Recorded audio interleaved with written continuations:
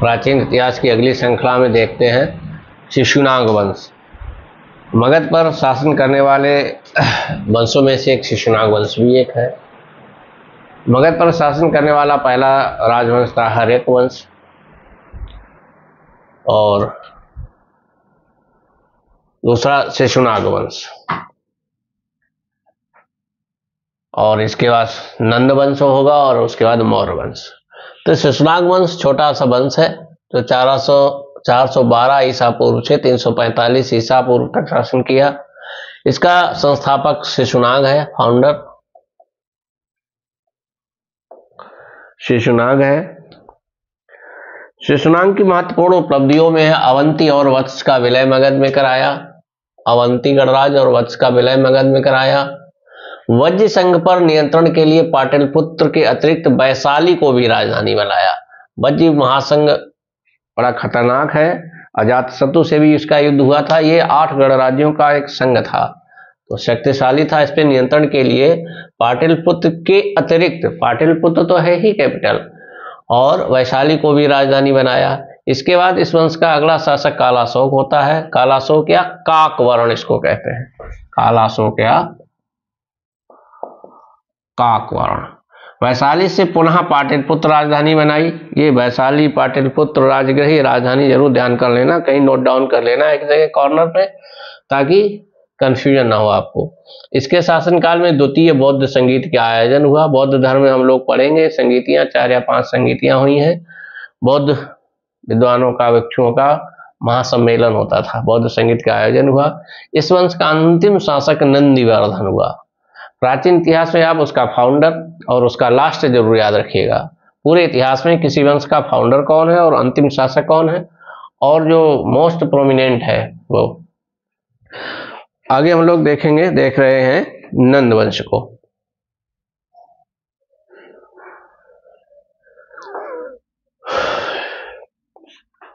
आगे देखते हैं हम लोग नंद वंश को। नंद वंश का संस्थापक महानंदिन है, संस्थापक। इस वंश का दूसरा और सर्वाधिक प्रतापी राजा महापद्मनंद हुआ। कहा जाता है महापद्मनंद दासीपुत्र था। जब उसको यह बात पता चली तो इसने महानंदिन की हत्या करके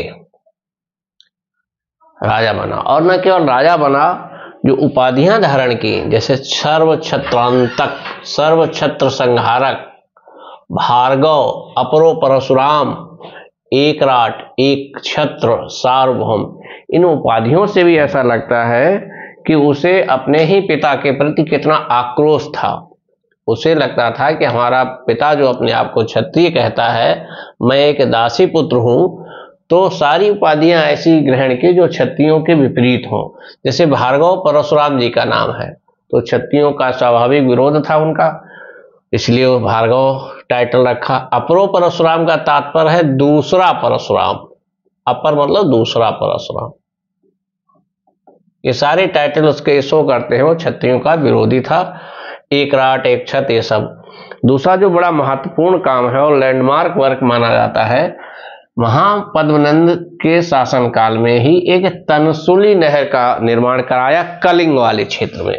तनसुली नहर कहां थी? कलिंग में। तो तनसुली नहर भारत में पहला एक अभिलेखीय साक्ष्य है नहर होने का। भारत में नहर होने का पहला एविडेंस है, अभिलेखीय साक्ष्य है। यह बात कलिंग के खारवेल अभिलेख में है। कलिंग का जो खारवेल अभिलेख है बहुत फेमस है, हम लोग जानते भी हैं, पढ़ेंगे आगे भी इसके बारे में बहुत कुछ पढ़ेंगे। कलिंग के खारवेल अभिलेख के अनुसार तनसुली नहर भारत में नहर होने का प्रथम अभिलेखीय साक्ष्य है, और ये तनसुली नहर महापद्मनंद के शासनकाल में बनी थी। नंद वंश का अंतिम शासक घनानंद हुआ। घनानंद के बारे में सबसे महत्वपूर्ण है कि सिकंदर का आक्रमण इसी समय हुआ। बड़ी घटना है जो याद रखनी चाहिए, सवाल के रूप में आती भी है। वररुचि, कात्यायन जैसे विद्वान इसकी सभा में रहते थे। इसके समय में जनता कर के बोझ से बहुत आक्रोशित थी, त्रस्त थी। खजाने में, भोग विलास में बहुत खर्च किया घनानंद ने। जब खजाना खाली हुआ तो टैक्स की दर बढ़ा देता था। जब कहा जाता है कि चाणक्य सन्यासी विद्वान थे जो अपने देश की चिंता के लिए, अपने राज्य की चिंता के लिए उनको घनानंद के दरबार में कहने गए कि राजन आप बहुविलास में मस्त हैं, उधर विदेशियों के आक्रमण हो रहे हैं, सिकंदर जैसा बड़ा आक्रमणकारी आ रहा है।